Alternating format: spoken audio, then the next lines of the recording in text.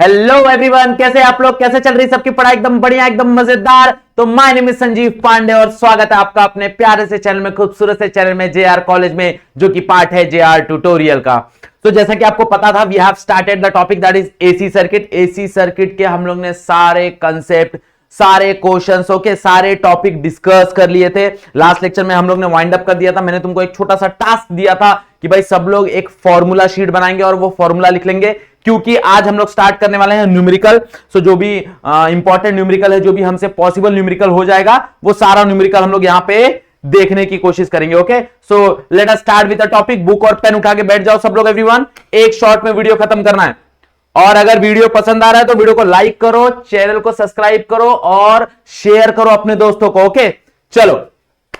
So again हम लोग question नहीं लिखेंगे, तुम लोग टेक्स्ट बुक लेके बैठ सकते हो। टेक्स्ट बुक में तुमको क्वेश्चन मिल जाएगा। So page number 305। So we will start with numerical question, जहां से start that is question number 12। तो क्वेश्चन नंबर 12 से हम लोग स्टार्ट करेंगे। क्वेश्चन नंबर 12 क्या है? What is question number 12? देख लो जरा।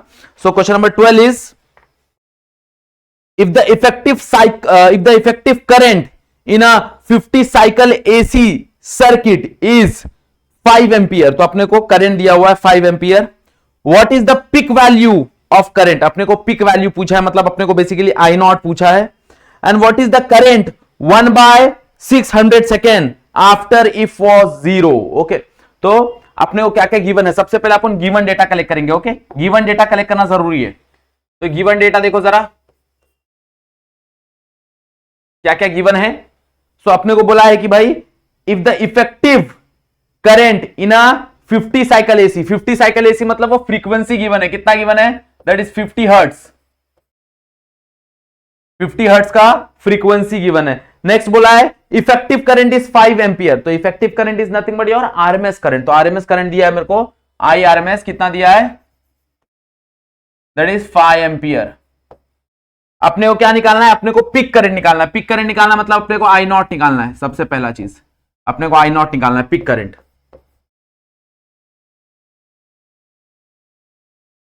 अपने को यह समझ में आना चाहिए कि भाई गिवन क्या है और अपने को निकालना क्या है। तो अपने को आई नॉट निकालना है और साथ ही साथ में अपने को what is the current, instantaneous current also निकालना है। अपने को करंट का वैल्यू निकालना, मतलब अपने को इंस्टेंटेनियस करंट का फॉर्मूला लगाना पड़ेगा यहां पे।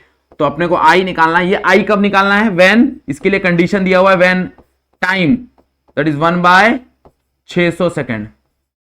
जब समय कितना होगा? 1/600 सेकेंड। ओके, ये चीज गिवन है अपने को। चलो, सो क्या करेंगे? सबसे पहले देख लो,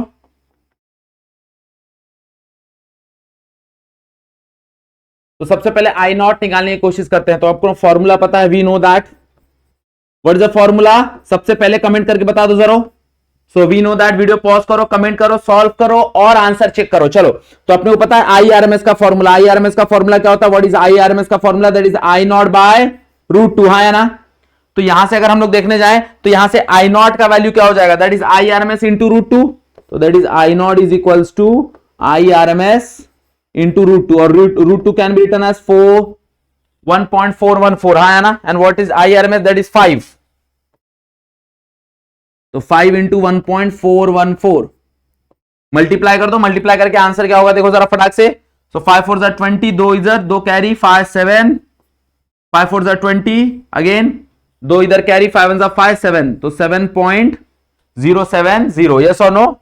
ये हो जाएगा एम्पियर। तो अपने पास पिक वैल्यू आ चुका है। कितना आ चुका है peak value? That is 7.070 ampere. ये पिक वैल्यू आ गया। अब अपने को इंस्टेंटेनियस करंट निकालना है बेसिकली। तो अपने को ऑल पता है एक फॉर्मूला ऑल्सो हमारे पास इंस्टेंटेनियस करंट का फॉर्मूला है, that is I is equals to sine I not sine omega T. है ना? I not sine omega T, I not sine omega T. देखो जरा, तो आई नॉट तो अपने पास है, that is 7.07 sine omega can be written as, भाई ओमेगा का फॉर्मूला आपने को पता है, omega can be written as 2πf। याद रखना ये चीज, ये ओमेगा का फॉर्मूला हम लोग चैप्टर नंबर 1 से इस्तेमाल करते आ रहे हैं, that is rotational dynamics. Rotational dynamics से हम लोग इस्तेमाल करते आ रहे हैं, अभी तक तो दिमाग में बैठ जाना चाहिए। That is omega is equals to 2πf। Yes और नो? चलो, सो ओमेगा 2πf होता है फ्रीक्वेंसी। हाँ या ना? उसको f लिखो, n लिखो, बहुत लोग n लिखते हैं, बहुत लोग f लिखते हैं। तो यहां पे हम लोग लिख सकते हैं, तो omega is equal to 2 pi f into T, है ना। सब्सटीट्यूट ऑल द वैल्यू, देखो मेरे ख्याल से सारा मिल जाएगा, तो 07 sine in bracket 2 pi F कितना है 50 इंटू टाइम कितना दिया 1/600, तो यहां पे पुट कर दो 1/600, है ना। ओके, सॉल्व करने की कोशिश करो, मेरे ख्याल से सारा सॉल्व हो जाएगा फटाफट। देखो जरा, ये 0 से 0 कट गया, है ना। 5 से मेरे ख्याल से या फिर ये 2 से 1 जा, ये मेरे ख्याल से 30 पे जाएगा, ये 5 कट जाएगा 1 जा, ये कट जाएगा 6 जा, है ना। तो क्या बच रहा है π/6, तो यहां पे क्या हो जाएगा 7.07 साइन π/6। और जरा याद करो what is sine π/6, sine π/6 is nothing but sine 30, और साइन 30 क्या ही होता है, साइन 30 होता है हाफ, तो दैट इज 7.07 इंटू हाफ, है ना।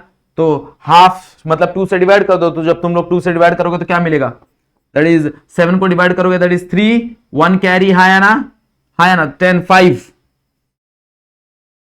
यही आएगा, दैट इज 3.53, है ना, 3.53 एम्पियर।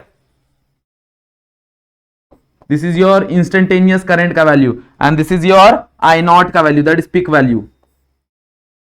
सिंपल क्वेश्चन था, यूनिट लिखना नहीं भूलना है, यूनिट बहुत इंपॉर्टेंट है। अगर हम यूनिट मिस कर देते हैं तो एग्जामिनर या फिर जो चेकर है वो भाई अपना आधा मार्क्स काट सकता है। तो ये चीज पे ध्यान देना है कि यूनिट पे हमको पूरा ध्यान रखना है कि भाई यूनिट लिखना ही लिखना है अपने को। क्लियर, बात में आ गया, इजी क्वेश्चन था, यस और नो। चलो आगे बढ़ेंगे, क्वेश्चन नंबर 14 पे बढ़ेंगे। क्या है क्वेश्चन नंबर 14, देखो जरा।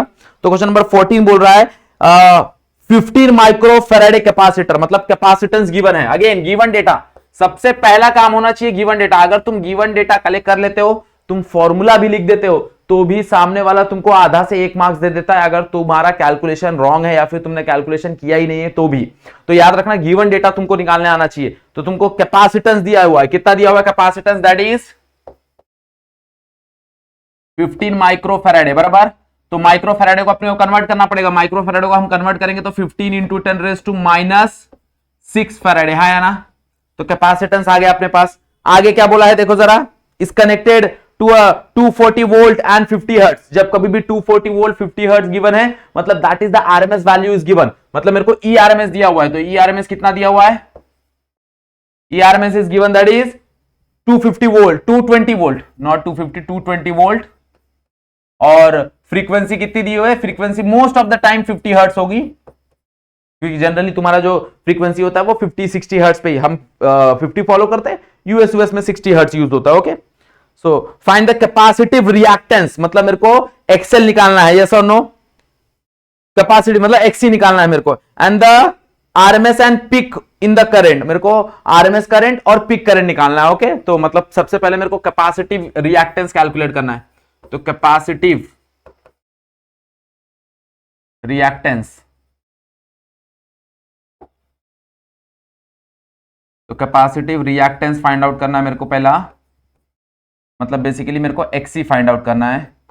फिर मेरे को आरएमएस, आरएमएस फाइंड आउट करना है, करंट का आरएमएस वैल्यू फाइंड आउट करना है, और उसके बाद मेरे को करंट का पिक वैल्यू भी फाइंड आउट करना है, दोनों का फाइंड आउट करना है। ओके, आगे क्या बोला है, if the frequency is doubled, अगर फ्रीक्वेंसी डबल्ड हो जाती है तो what will happen to the capacitive reactance and the current. Okay, तो कैपेसिटिव रिएक्टेंस और करंट में क्या होगा, ये चीज अपने को देखना है। ओके, तो वो बाद में उसका आंसर हम लोग देंगे।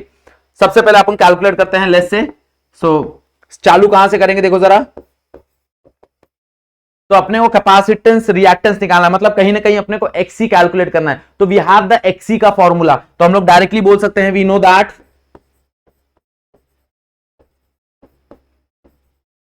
हमारे पास डायरेक्टली एक्सी का फॉर्मूला है। And what is the formula, that is 1/2 pi fC, है ना। This is the formula for XC, that is capacitive reactance, that is equals to 1/2 pi fC. तो क्या हो जाएगा 1/2 इंटू 3.14, पाई को हम लोग 3.14 ले लेते हैं। एफ कितना है, दैट इज 50 हर्ट्ज। तो this is 50 into capacitance, capacitance दिया हुआ दैट इज 15 इंटू 10⁻⁻6, बराबर। देखो जरा, बराबर है। तो यहां पे देख लो, जो जो चीजें उड़ सकती है उसको उड़ा दो पहले। तो 2 इंटू 50, तो 2 इंटू 50 कितना हो जाएगा 100, और 100 में से ये उड़ जाएगा 2 0, तो यहां पे कितना बचेगा 10⁻⁻⁴, हाँ है ना, यहां से 2 पॉइंट उड़ गया ना, 10⁻⁻⁴ बचा। अब ये 10⁻⁻⁴ को ऊपर लेके गए तो दैट बिकम +4। तो यहां पे क्या हो जाएगा xc is equals to 10⁻⁻⁴ divide में हो जाएगा 3.14 इंटू 15, हाँ है ना, 3.14 इंटू 15। देखो ये 3.14 और इंटू 15 बचा, ये 2 इंटू 50 100 हो गया, और 100 या 10⁻⁻6 था तो 100 बोले तो +2, तो +2 -6, तो यहाँ पे -4 हो गया, ये -4 ऊपर चला गया, दैट इज +4। अब इन दोनों को इंटू करना, फटाक से इंटू कर दो, देखो क्या मिलेगा। तो I am going to use calculator, तुम लोग मत यूज करना। तुम लोग बोलोगे सर आप यूज करते हो, हमको यूज करने से मना करते हो, बिकॉज मेरे को एग्जाम नहीं देना है, सिंपल बात है। ओके मेरे को ये लेक्चर को खत्म करना है फटाक से, मैं कैलकुलेशन करते हुए मल्टीप्लीकेशन डिवीजन तुमको बताने बेटा तो हो गया काम। ओके सो कितना आ रहा है, दैट इज 47.1, यस और नो। और ऊपर कितना है, ऊपर है तुम्हारा, अगर हम देखने जाए तो बेसिकली 10,000, 4 0 है ना, तो 10,000 को डिवाइड कर दो तो क्या हो जाएगा, डिवाइड बाय 47.1। ओके अगर तुमको नहीं लेना देना है मगजमारी तो तुम डायरेक्टली 47 से भी डिवाइड कर सकते हो। देखो याद रखना कैलकुलेशन में तुम थोड़ा 19-20 कर सकते हो, क्यों, क्योंकि जो आंसर आता है ना वो उतना ज्यादा एक्यूरेट नहीं आया तो भी चल जाता है, पॉइंट में चल जाता है। सामने वाला क्या करेगा, आधा मार्क काट लेगा, तो काटने दो, बट उसमें तुम्हारा टाइम बचेगा। ओके तुम कंप्लीटली छोड़ दो, इससे अच्छा कुछ ना कुछ तो करके आओ। तो ये चीज का ध्यान रखना कि भाई अप्रोक्सीमेशन थोड़ा बहुत चल जाता है। ओके तो अगर तुमको 47.1 है, अब तुमको 47.1 से डिवाइड नहीं करना, मत करो, 47 से डिवाइड कर दो। यहां पे देखो अगर मैं 47 से डिवाइड करके देखता हूं आंसर क्या ही आ रहा है, देख लो 2.3, और अगर भाई 0.1 डाल देता हूं तो भी वही आ रहा है, कहानी कुछ बदल नहीं रही है। सुनो, तो ये चीज पे थोड़ा सा वर्क करना चालू कर दो। और ये कब वर्क करोगे, कब सुधरेगा, जब तुम लोग जितना नंबर ऑफ न्यूमेरिकल, जितना नंबर ऑफ कैलकुलेशन प्रैक्टिस करोगे तब ये सुधरेगा। ओके तो 212, तो मेरा एक्सी कितना आ गया, एक्सी आ गया 212.3 ओम, हाँ या ना, ये मेरा एक्सी आ गया, मतलब मेरे को कैपेसिटिव रिएक्टेंस आ गया। ओके अब कैपेसिटिव रिएक्टेंस आ गया, अब व्हाट इज आरएमएस का फॉर्मूला, आरएमएस का फॉर्मूला क्या होता है भाई, ई आरएमएस तुमको दिया हुआ है तो तुम ओम्स लॉ लगा सकते हो। तो ऑल्सो वी नो दैट तो क्या हो जाएगा, that is X E RMS is nothing but I RMS into XL XC. क्यों, क्योंकि यहां पे जो रेजिस्टेंस है वो किसकी वजह से है, रेजिस्टेंस यहां पे कैपेसिटिव रिएक्टेंस की वजह से आ रहा है, कैपेसिटर दिया हुआ है ना, रेजिस्टेंस नहीं दिया हुआ है। तो voltage is equals to current into यहां पे एक्सी, तो यहां से आई आरएमएस क्या मिलेगा, I RMS will be E RMS divide by XC, हाँ है ना, that is I RMS is equals to E RMS divide by XC. What is E RMS, ध्यान से देखो ई आरएमएस क्या है हमारे पास, ई आरएमएस अगर हम देखने जाए तो ई आरएमएस का वैल्यू हमको दिया हुआ 220 डिवाइड बाय एक्सी कितना है अपने पास, एक्सी आया 212.3, तो क्या हो जाएगा देखो जरा, 220 divide by 212.3, answer will be approximately 1.03 ampere के आसपास आंसर आएगा, यह आएगा आई आरएमएस। अप्रोक्सीमेटली इतना आंसर आएगा, यस और नो, ये आ गया तुम्हारा आई आरएमएस। ओके अब अपने को क्या बोला है, अब अपने को बोला है कि भाई कहीं ना कहीं अपने को क्या निकालना है, कहीं ना कहीं अपने को निकालना है तुम्हारा करंट, क्या निकालना है, current I naught peak value. तो फॉर पिक वैल्यू अपने को फॉर्मूला पता है, पिक वैल्यू के लिए फॉर्मूला क्या होता है, that is I RMS is equals to I naught divide by √2। तो आई नॉट निकालना है, √2 को इधर भेज दो, तो therefore I RMS into 1.414 equals to क्या हो जाएगा, which is equals to I naught, हाँ है ना, बराबर। अब आई आरएमएस का वैल्यू तुमने यहां पे निकाला हुआ है, दैट इज 1.30, तो यहां पे पुट कर दो, दैट इज 1.03 इंटू 1.414, तो क्या हो जाएगा 1.003, हाँ 1.03 into 1.414, that is 1.45, that is 1.45 ampere, बराबर। तो ये आ गया तुम्हारा आंसर, तुमको आई नॉट मिल गया, तुमको एक्सएल मिल गया, एक्सी मिल गया, और तुमको आई आरएमएस भी मिल गया, तीनों मिल गया। हाँ ट्राई करना कि तीनों को बॉक्स बनाने के लिए, क्योंकि बॉक्स से क्या हो जाता है वो हाईलाइट हो जाता है। ओके तो ट्राई करो कि भाई बॉक्स से रिप्रेजेंट कर दो, तो बॉक्स में क्या हो जाता है वो हाईलाइट हो जाता है। तो एग्जामिनर का नजर पड़ जाता है उस पर। ओके, ऐसा क्लियर एवरीवन। अब लास्ट में एक और क्वेश्चन पूछा है। क्वेश्चन क्या पूछा है, मैं क्वेश्चन रीड करता हूं तुम्हारे लिए। क्वेश्चन बोला हुआ है कि if the frequency is double what will happen to the capacitive reactance and the current. जरा देखो, अगर मैं ध्यान दूं तो XC is inversely proportional to frequency. भाई जो तुम्हारा कैपेसिटिव रिएक्टेंस है वो कैपेसिटिव रिएक्टेंस फ्रीक्वेंसी के साथ इनवर्सली प्रोपोर्शनल है। तो अगर फ्रीक्वेंसी इंक्रीज होगा, डबल 2 से इंक्रीज होगा, तो ये अगर तुम इसको 2 से इंक्रीज करोगे तो बेसिकली ये हाफ हो गया। मतलब तुम्हारा XC क्या होगा, XC हो जाएगा आधा। बात समझ रहा है? अगर तुम फ्रीक्वेंसी को डबल करोगे तो XC क्या हो जाएगा तुम्हारा, XC बेसिकली आधा हो जाएगा, हाँ या ना? XC क्या हो जाएगा, हाफ हो जाएगा। तो यहां पे हम बोल सकते हैं इफ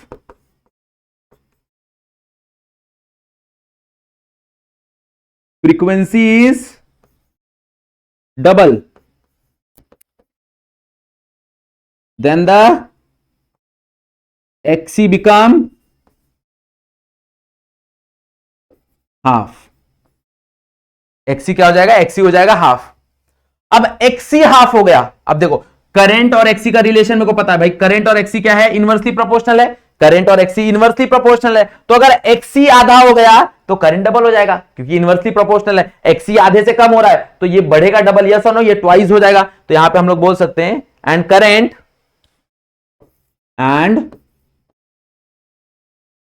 करंट बिकम ट्वाइस।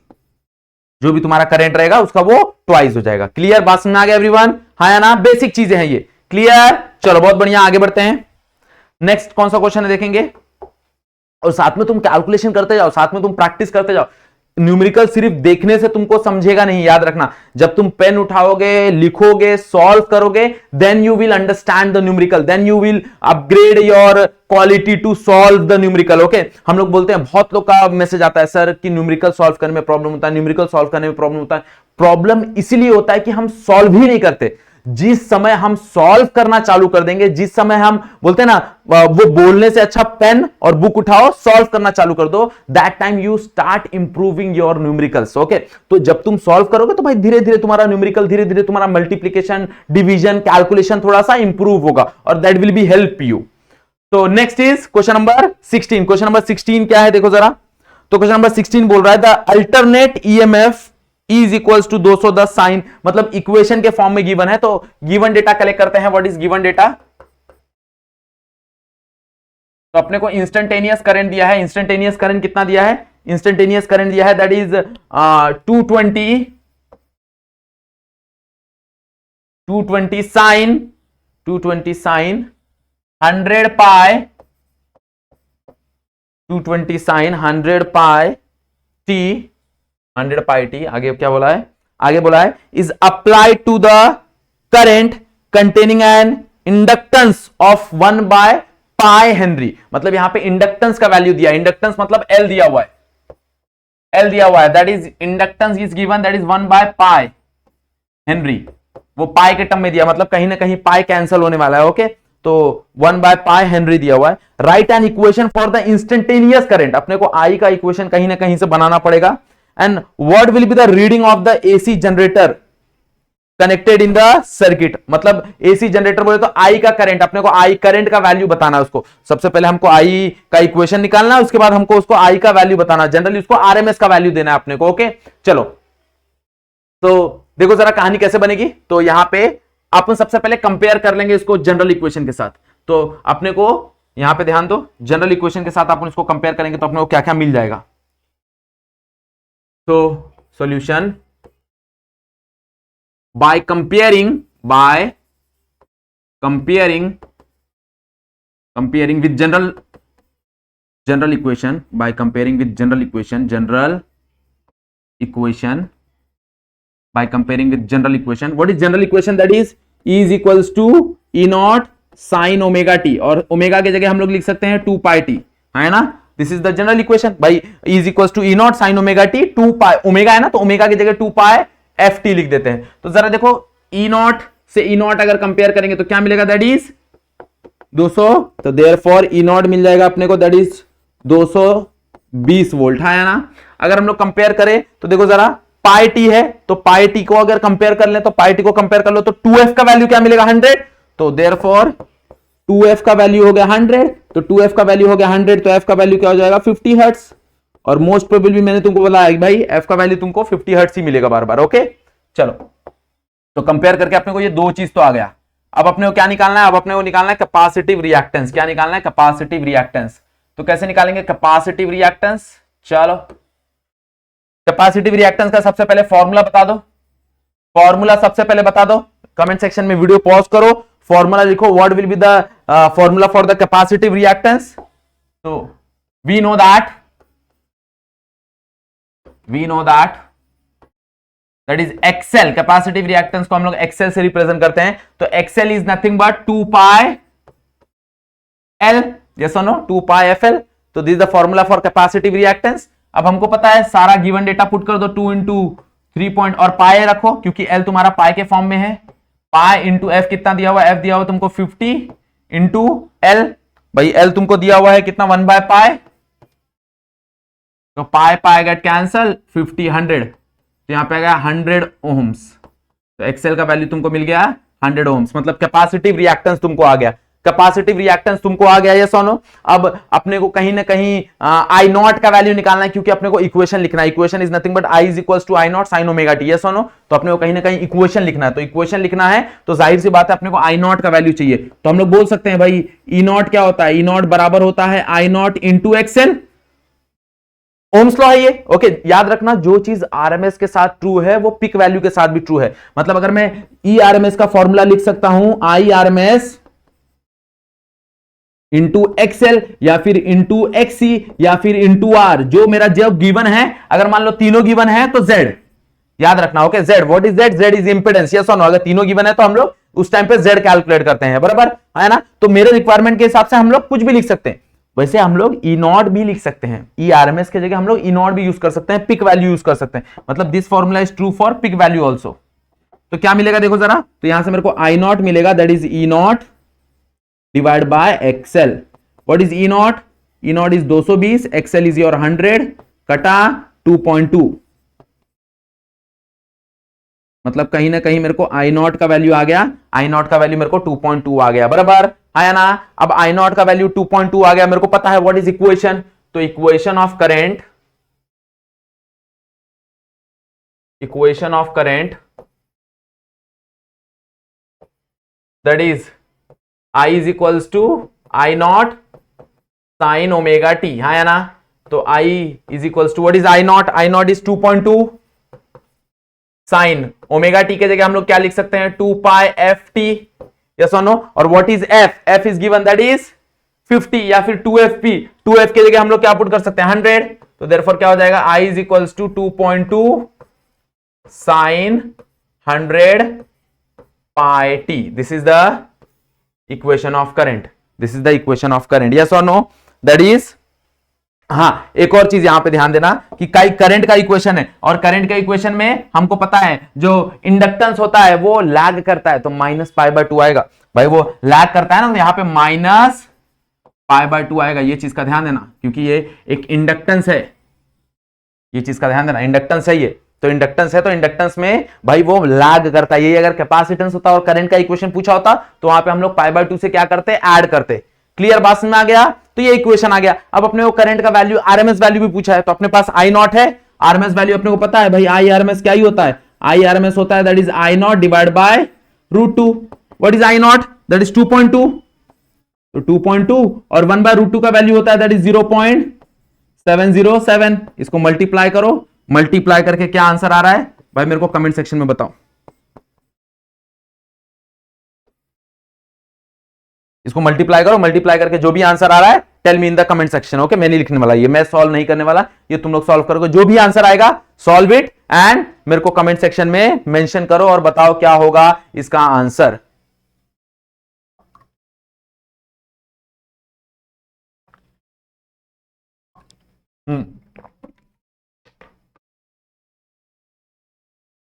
समझ में आ गया, चलो आगे बढ़े। नेक्स्ट क्वेश्चन नंबर 18 पे ध्यान दो, क्या है 18, क्वेश्चन नंबर 18 क्या है, तो मेरे को बोला है कि भाई एक कैपेसिटर है जो 100 माइक्रोफैराडे का है, एक कॉइल है जिसका रेजिस्टेंस है 50 ओहम, और एक इंडक्टर है जो 0.5 हेनरी का है। मतलब यहां पे तुमको तीनों चीज गिवन है। यहां पे तुमको कैपेसिटेंस भी दिया हुआ है, तो यहां पे तुमको कैपेसिटेंस भी दिया हुआ है, यहां पे तुमको रेजिस्टेंस भी दिया हुआ है, यहां पे तुमको इंडक्टेंस भी दिया हुआ है। All three stuffs are given, all three components are given. Okay, तो तीनों का वैल्यू लिख देते हैं। तो कैपेसिटेंस का वैल्यू हमको दिया हुआ है 100 माइक्रोफैराडे। तो 100 माइक्रोफैराडे, तो 100 माइक्रोफैराडे, तो माइक्रोफैराडे को कन्वर्ट करना पड़ेगा, तो दैट बिकम 100 इंटू 10⁻⁻6 फैराडे, हाँ या ना। और that can be written as, इसको हम लोग लिख सकते हैं ना 10⁻⁻4, ये प्लस तो और ये -6, तो ये हो गया बराबर। आर और एल, आर मेरे ख्याल से 50 गिवन है, 50 ओहम गिवन है अपने को, या सोना 50, और ये 0.5, तो आर अपने को गिवन है 50 ओहम और ये गिवन है 0.5 हेनरी, बराबर। ओके, आगे क्या बोला है, आगे बोला है are connected with an series में कनेक्टेड है, 110 वोल्ट है, मतलब आरएमएस वैल्यू गिवन है, ईआरएमएस गिवन है, ईआरएमएस गिवन है कितना 110 वोल्ट, और अपने को फ्रीक्वेंसी भी गिवन है, दैट इज 50 हर्ट्ज, 50 हर्ट्ज का फ्रीक्वेंसी भी गिवन है। आगे क्या बोल रहा है, आगे बोल रहा है calculate the RMS value of current, current का अपने को आरएमएस वैल्यू निकालना है। तो भाई RMS value of current is going to, RMS value of current हमको फाइंड आउट करना, RMS value of current, of current. चलो आईआरएमएस अपने को क्या करना है, कैलकुलेट करना है। तो बेसिक फॉर्मूला मैंने तुमको बताया भाई, आईआरएमएस का फॉर्मूला क्या ही हो जाएगा अगर हम देखने जाए तो वी नो दैट, हमारे पास डायरेक्टली एक फॉर्मूला आ जाएगा, हम बोल सकते हैं कि आईआरएमएस जो है, आईआरएमएस बराबर होता है ईआरएमएस डिवाइड बाय जेड के, क्योंकि तीनों कंपोनेंट गिवन है भाई, तीनों कंपोनेंट गिवन है ना, तो तुम्हारा पोटेंशियल डिवाइड बाय रेजिस्टेंस, तो पोटेंशियल तो तुमको गिवन है दैट इज 110, बट तुमको जेड कहीं पे नहीं गिवन है और अपने को जेड निकालना पड़ेगा। तो अब जेड के लिए अपने को सारा मेहनत करना है, सारा जो भी मेहनत करना है वो किसके लिए करना है, जेड के लिए करना है। चलो, तो we know that for Z, we know that Z का फॉर्मूला क्या होता है, what is impedance, impedance is nothing but equals to Z equals to under root R square plus XL minus XC का होल स्क्वायर, बराबर। ये Z का value है, that is R square plus XL minus XC का whole square. अब अपने पास are तो है, बट कहीं पे भी अपने पास एक्सएल और एक्सी नहीं है, मतलब सबसे पहला अपने को एक्सएल और एक्सी निकालना पड़ेगा। देखो ये स्टेप है, पैटर्न समझ में आ रहा है। सबसे पहले मेरे को समझ में आया कि भाई आईआरएमएस कैलकुलेट करना है, तो मैंने आईआरएमएस का फॉर्मूला लिख दिया।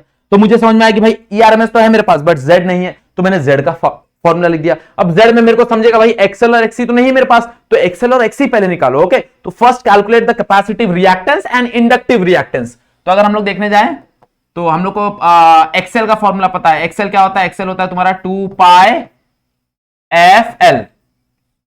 Yes or no? Either you can substitute here or calculate directly, or either you can separately calculate करो उसको और बाद में substitute कर लो। ओके, तो क्या क्या गिवन है देखो, सारा गिवन डेटा पुट कर दो। 2 इंटू पाई, पाई हो जाएगा तुम्हारा 3.14, एफ तुम्हारा है 50, एल तुमको दिया है 0.5, हाँ या ना।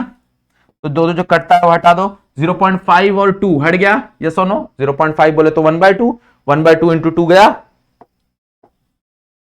ये दोनों कट गए। कितना हो जाएगा 3 इंटू 5 50, तो ये 31.4 हो जाएगा ना, और इंटू 5 तो इंटू कर दो, कितना हो जाएगा 5 4 20, 0 बराबर, 2 ऊपर गया, 5 4 20, 2 ऊपर गया, 157, 157, हाँ या ना, 157 ओहम। तो एक्सएल आ गया अपने को 157, एक्सएल आ गया अपने को 157.0 है वो, तो 157 ओहम है। ओके, अब एक्सी निकालना है अपने को, क्या निकालना है, एक्सी निकालना है। तो एक्सी का फॉर्मूला अपने को पता है, that is XC is equals to 1/2 pi F C. तो 1/2 इंटू पाई, पाई क्या हो जाएगा 3.14, एफ कितना दिया हुआ है, एफ दिया अपने को 10⁻⁻4, तो 10 सॉरी एफ नहीं सी, और एफ दिया अपने को 50, बराबर। तो क्या हो जाएगा देखो जरा, अगेन सेम चीज, 2 इंटू 50 दैट बिकम 100, 100 में से ये 2 0 हटा दो, तो दैट बिकम -2 बचेगा। तो क्या हो जाएगा देखो जरा, ये 2 और 5 100 हो गए, और 100 में से ये हटा दो तो -2 बचेगा, और -2 ऊपर चला जाएगा, दैट बिकम +2, मतलब 100 डिवाइड बाय 3.14। 100 डिवाइड बाय 3.14 करोगे तो 100 डिवाइड बाय 3.14 कितना हो जाएगा? 100 डिवाइड बाय 3.14 अप्रोक्सीमेटली 32 के आसपास कुछ आएगा। करके देख लेते हैं, डिवाइड करके देख लेते हैं। 100 divide by 3.14 that is 31.8। Okay 31.8, तो उसको हम लोग 32 पकड़ेंगे, अपने लिखेंगे अपन 31.8, बट आप उसको पकड़ेंगे सॉल्व करते टाइम, उसको हम लोग 32 पकड़ेंगे। ओके सामने वाले को नहीं बताएंगे। चलो तो अब अपने को z का वैल्यू मिल जाएगा, therefore z is equals to, z का वैल्यू क्या मिलेगा? Under root r, what is r? That is 50, तो 50 का स्क्वायर है ना, प्लस 50 का स्क्वायर हो जाएगा एक्सएल माइनस एक्ससी। एक्सएल कितना है? 157, तो 157 माइनस 31.8, उसको लिखेंगे 31.8, बट हम उसको पकड़ेंगे क्या? 32, उसको हम लोग सॉल्व करेंगे 32, याद रखना, उसको हम लोग 32 लेके ही सॉल्व करेंगे। तो कितना हो जाएगा? 157 माइनस 30, 157 माइनस 32 दैट इज 125, ये हो जाएगा 50 का स्क्वायर होगा 2500, प्लस ये हो जाएगा 125 का स्क्वायर, 125 का स्क्वायर तो 5, 125 इंटू 125, 125 इंटू 125 दैट इज 15625, तो 15625 ये रूट हो गया। अब दोनों को ऐड कर दो तो 15625 प्लस 2500 दैट इज 18125 है ना। अब इसका रूट लेना है, क्या लेना है? रूट लेना है। अब बहुत बड़ा नंबर है तो रूट लेने में दिमाग काम नहीं करता, तो मैंने तुमको एक छोटा सा सिंपल ट्रिक बताया हुआ है, अप्रोक्सीमेशन। अप्रोक्सीमेशन ले लो, कोई प्रॉब्लम नहीं है। तो this can be written as into 10⁻²। देखो जरा भाई, मैंने क्या किया? 181.25 कर दिया और इसको साथ में 10⁻² कर दिया। अब ये 10⁻² तो बाहर आ जाएगा एज अ 10⁻1, क्योंकि जब कभी भी इवन पावर होता है तो इवन पावर हमेशा आधा होकर बाहर आ जाता है। अब ये 181.25 बन गया, तो 181 पॉइंट बन गया, मतलब इसके लिए अपने को इजी पड़ गया, क्योंकि भाई अपने को 169 का पता होता है। 169 क्या ही होता है? दैट इज 13 हो गया, और 196 कितना होता है? 14, तो उनके बीच का लगभग आ रहा है, तो इसको हम लोग लिख सकते हैं, इसका रूट क्या हो जाएगा? लगभग 130.5। कहानी खत्म। और तुम लोग को थोड़ा और अप्रोक्सीमेशन देना है, इसका बीच का नंबर 54 ले लो, क्या ही जाता है। ओके तो यहां पे जब हम लोग देखेंगे तो दैट बिकम 135.4 इंटू 10 कर दो, तो दैट इज 135.4। लिखना है तो लिखो, नहीं तो मत लिखो। ओहम, ये आ गया तुम्हारा z का वैल्यू अप्रोक्सीमेटली 135.4। ओके ये अप्रोक्सीमेशन है, क्योंकि अपने को आई चाहिए ना। अब आई अपने को पता है भाई, what is IRMS? IRMS is nothing but ERMS। कितना गिवन है ERMS? That is 110 volt divide by 135.4। अब तुम लोगों को 0.4 लिखना है, नहीं लिखना है? 135 से भी तुम सॉल्व करोगे, क्या ही आएगा आंसर? देखो जरा, तो 110 वोल्ट डिवाइड बाय 135 ही करना, 135 ही करना डायरेक्टली। ओके इसको चाहिए तो हटा देता हूं मैं,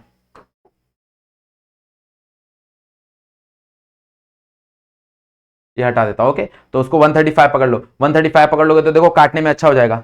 ये कटेगा ना मेरे ख्याल से, 5 से जाएगा ये, देखो 5 से कितने पे जाएगा? ये 5 से जाएगा 2 जा, यस और नो? 2 जा 10 हो जाएगा, 1 वापस 2 पे जाएगा ना, 22, और ये कितने पे जाएगा? ये जाएगा अगेन 2 पे, और बचेगा कितना? 35, 7 जा, तो 22 by that is same 0.81 answer आएगा। तो IRMS विल बी 0.81 एम्पियर। और अगर हम लोग बुक में चेक करेंगे तो अप्रोक्सीमेटली 0.816 है। देखो आंसर वही है, IRMS का वैल्यू 0.816 एम्पियर, मतलब वही आ रहा है। तो हम लोग थोड़ा बहुत अप्रोक्सीमेशन ऊपर नीचे ले सकते हैं, क्योंकि क्या होता है कि इतना ज्यादा मल्टीप्लीकेशन डिवीजन है ना कि थोड़ा बहुत कंपनसेट हो जाता है इधर उधर। तो टेंशन नहीं लेना है कि भाई सर एग्जैक्ट वैल्यू ले कि कैसा है, रूट कैसा लेना है। रूट का सबसे बेसिक फंडा यही कि थोड़ा सा अप्रोक्सीमेशन किस रूट के बीच में आ रहा है वो अप्रोक्सीमेशन क्लिक करो और वैल्यू ले लो। क्लियर? समझा? समझ में आया कहानी कैसे सॉल्व किया? चल नेक्स्ट क्वेश्चन नंबर 20 क्या है? क्वेश्चन नंबर 20 देखो जरा, तो बोल रहा है फाइंड, क्या फाइंड करने बोला है? Find the time required for a 50 hertz alternating current to change its value from 0 to RMS value. मतलब अपने को टाइम निकालना है और अपने को फ्रीक्वेंसी दिया हुआ है। तो गिवन डेटा देखो जरा, अपने को फ्रीक्वेंसी दिया हुआ है दैट इज 50 हर्ट्ज। अपने को बोला है कि टाइम का वैल्यू अपने को निकालना है, टाइम निकालना है, अपने को टाइम निकालना है, टाइम निकालना है। और अपने को बोल रहा है टाइम कब निकालना है, जब आई का वैल्यू चेंज हो रहा है from 0 to I R M S. मतलब बेसिकली जो आई है ना, that I is given in terms of I R M S. मतलब मेरा आई का वैल्यू किस में जा रहा है, मेरा आई का value I R M S जा रहा है। ओके, तब मेरे को समय निकालना है इस कंडीशन में। तो हमारे पास सिंपली इक्वेशन है ना, देखो जब कभी भी टाइम पूछा रहे तो टाइम के लिए हमारे पास सिंपली एक इक्वेशन है, दैट इज इंस्टेंटेनियस करंट का फॉर्मूला, वो ले लो। तो हम लोग बोल सकते हैं we know that is I is equals to I not sine omega T, और ओमेगा की जगह हम लोग लिख सकते हैं क्या, 2 पाई एफ। अब मेरे को क्या बोला है भाई, मेरे को समय कब निकालना है, जब मेरा आई क्या बन गया, आई आर एम एस बन गया। मतलब यहां पे कहीं ना कहीं मैं I R M S put कर सकता हूं, तो I R M S put कर दिया, यहां पे आई नॉट साइन ओमेगा की जगह 2 पाई एफ पुट कर सकते हैं, हाँ या ना। अब आई आर एम एस का वैल्यू मेरे को पता है, that is I not by root 2, यहां पे I not sine 2 pi F कितना है, एफ दिया मेरे को 50 इंटू टी, हाँ है ना। अब देखो जरा आई नॉट गेट कैंसल, यहां पे क्या बचेगा, ये साइन इधर आएगा, that is sine inverse of 1 by root 2, है ना। और इधर क्या बचेगा, that is 2 pi 50 into T, है ना। बराबर साइन इनवर्स 1 बाय रूट 2 अपने को पता है भाई, 1 बाय रूट 2 साइन का वैल्यू कब आता है, दैट इज 45 यहां पे, बट रेडियन में पुट करना पड़ेगा, तो दैट इज पाई बाय 4। तो यहां पे आ जाएगा pi by 4 equals to 2 pi 2 into 50, that become 100। तो ये हो गया मेरा 100 टी, और इधर पाई है, पाई से पाई कट गया, ये नीचे आ जाएगा, हाँ या ना। तो क्या हो जाएगा देखो जरा, तो 100 और ये नीचे आ गया, that is T is equals to 1/400 second. Time मेरे को कितना आ जाएगा, दैट इज 1/400 सेकेंड। क्लियर, बात समझ में आ गया एवरीवन, है ना। दिस इज योर टाइम, इतना समय लगेगा उसको 0 से IRMS जाने के लिए। क्लियर, बात समझा, सिंपल क्वेश्चन था, ज्यादा कुछ दिमाग लगाने की जरूरत नहीं थी। हमारे पास इक्वेशन था, हमने इक्वेशन का मदद लिया, और उसके बाद हम लोग बस ये चीज यहां पे गैस करना है कि भाई जो तुम्हारा आई है that will be equals to IRMS। तो तुम्हारा जो इंस्टेंटेनियस करंट है वो IRMS के बराबर हो जाएगा। तो आई की जगह IRMS डाला, और IRMS की जगह हम लोग ने पुट कर दिया आई नॉट बाय रूट 2, तो I not get cancelled. Clear, समझ में आ गया, इजी क्वेश्चन था ये। चलो अगले क्वेश्चन की तरफ बढ़ेंगे, that is 22 question number 22। Question number क्या है देखो जरा। So a 10 microfarad is charged to a 25 volt of potential। तो अपने को कैपेसिटेंस दिया है और वोल्टेज दिया हुआ है, तो क्या दिया हुआ है, कैपेसिटेंस और वोल्टेज दिया हुआ है। तो गिवन डेटा देख लो, कैपेसिटेंस कितना दिया हुआ है, कैपेसिटेंस अपने को दिया हुआ है 10 माइक्रोफैराड है। तो 10 माइक्रोफैराड है, मतलब भाई माइक्रोफैराड है तो कन्वर्ट करेंगे तो दैट इज 10 इंटू 10⁻⁻6 फैराड है, और this can be written as 10⁻⁵ farad है, हाँ या ना। ये 5 हो जाएगा ना, क्योंकि 10 है, साथ में अपने को वोल्टेज दिया है, मतलब ई दिया है, कितना दिया है, दैट इज 25 वोल्ट, 25 वोल्ट। आगे क्या बोला है, of potential a battery is disconnected and the pure inductor coil is connected across the capacitor so that there has to be a LC oscillation or setup। वहां पे LC oscillation हो रहा है, okay, current का to and fro motion हो रहा है।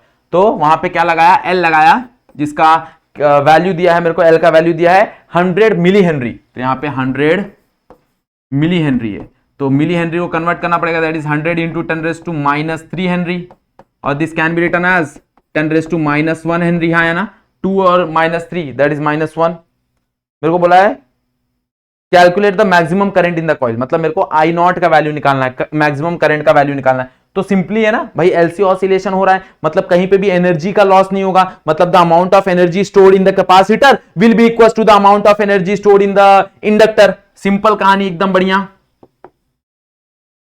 तो हम लोग बोल सकते हैं कि since LC oscillation is given, since LC oscillation is given, since LC oscillation is given, क्या हो जाएगा भाई, एनर्जी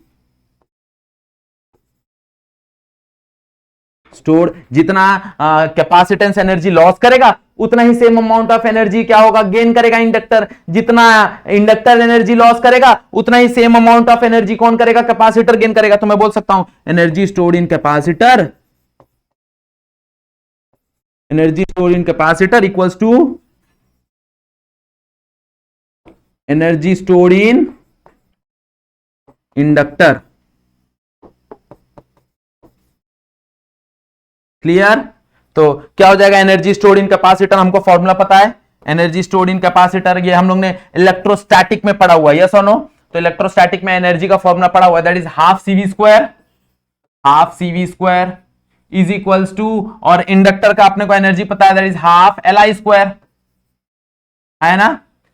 तो you can substitute the value, हम वैल्यू सब्स्टिट्यूट कर सकते हैं। तो जनरली यहां पे हम लोग पोटेंशियल को इससे रिप्रेजेंट करते हैं, E से रिप्रेजेंट करते हैं। तो यहां पे हम लोग लिख सकते हैं half CE square half LI, और I को जनरली हम लोग स्मॉल I से रिप्रेजेंट करते हैं, तो I स्क्वायर, और पिक मैक्सिमम वैल्यू बोला है तो I नॉट कर दो यहां पे। अब सब चीज गिवन है, substitute, that is half half get cancel दोनों तरफ से, है ना। क्या मिलेगा, C दिया हुआ है, कितना दिया हुआ अपने को 10⁻⁵, E दिया हुआ अपने को कितना दिया हुआ है, दैट इज 25 वोल्ट, तो 25 का स्क्वायर दैट बिकम 625, L दिया हुआ अपने को 10⁻⁻1 I नॉट का स्क्वायर। तो क्या हो जाएगा देखो जरा, -1 और ये कटेगा, यहां पे आएगा -4, टेकिंग स्क्वायर रूट, पूरा स्क्वायर रूट ले लो, तो दिस बिकम -2, ये हो जाएगा 25 and this become I not का स्क्वायर, सॉरी स्क्वायर रूट ले लिया ना, तो वो स्क्वायर हट जाएगा। तो therefore I not will be 0.25 ampere. This is the maximum current, yes और नो। 10⁻² है ना, तो 10⁻² कैन बी रिटन एज 0.25, तो I not is equal to 0.25 ampere. This is the maximum current travel उस LC ऑसिलेशन में। Okay, ये simple, ऐसे question अगर बन गया ना तुम्हारा नसीब अच्छा रहता है। और ऐसे क्वेश्चन ना कभी कभी MCQ में पूछ लेते हैं, क्योंकि ये 2 सेकंड का आंसर है। देखो इसके अंदर कुछ भी कैलकुलेशन नहीं करना था, एवरीथिंग सारा का सारा हट गया, हाफ हट गया, सारा का पावर कट गया आराम से। तो ये सब ना कभी कभी ना MCQ में भी पूछ लेते हैं ऐसे क्वेश्चन, या 1 मार्क के लिए भी पूछ लेते हैं। तुम लोग बोलोगे सर इतना बड़ा 1 मार्क के लिए, हाँ, क्योंकि कैलकुलेशन बहुत ईजी है ना, तो मार्क्स हमेशा डिसाइड होता है कि भाई कैलकुलेशन और कंसेप्ट कैसा है उसके ऊपर। तो ये 1 मार्क 2 मार्क के लिए फटाक से ऐसे क्वेश्चन पूछ लेते हैं। क्लियर, बात में आ गया एवरीवन, पक्का एवरीवन? ओके, चलो। So here we have completed almost all numerical, कुछ न्यूमेरिकल बचे हैं वो तुम प्रैक्टिस कर सकते हो। अगर कुछ नहीं आ रहा है, डाउट है, तो मेरे को इंस्टाग्राम में DM कर दो, हम लोग वहां पे डिस्कस कर लेंगे। ओके, चलो। So here we have completed your AC circuit, हम लोग ने यहां पे खत्म कर दिया है। नेक्स्ट लेक्चर में we will start with semiconductor, हम सेमीकंडक्टर स्टार्ट करेंगे। उससे पहले एक मेरा छोटा सा दरख्वास्त है कि 11th का जो भी सेमीकंडक्टर है वो पढ़ लेना। अगर अभी तक नहीं पढ़ा है तो ऑलरेडी हम लोग ने लेक्चर वीडियो बना के रखा है 11th पे, तुमको प्लेलिस्ट में मिल जाएगा 11th के, तो वहां पे जाके तुम लोग पढ़ सकते हो सेमीकंडक्टर। याद रखना, क्योंकि 11th का अगर तुमको सेमीकंडक्टर याद नहीं रहेगा तो 12th के सेमीकंडक्टर में कहीं ना कहीं तुमको प्रॉब्लम आएगा। तो ये चीज पे थोड़ा सा गौर करना। ओके, बात में आ गया एवरीवन? चलो, सो अगर लेक्चर यहां तक देखा है, वीडियो पसंद आया तो वीडियो को लाइक करो, चैनल पे फर्स्ट टाइम आया तो चैनल को सब्सक्राइब करके बेल आइकन जरूर दबा देना, क्योंकि जैसी वीडियो अपलोड हो तुम तक वीडियो का नोटिफिकेशन पहुंच जाना चाहिए। ओके, चलो, सो नेक्स्ट वीडियो में मिलते हैं। आज का वीडियो यहीं पे एंड करते हैं। आज के लिए बस इतना ही। That's it for today. Thank you so much everyone.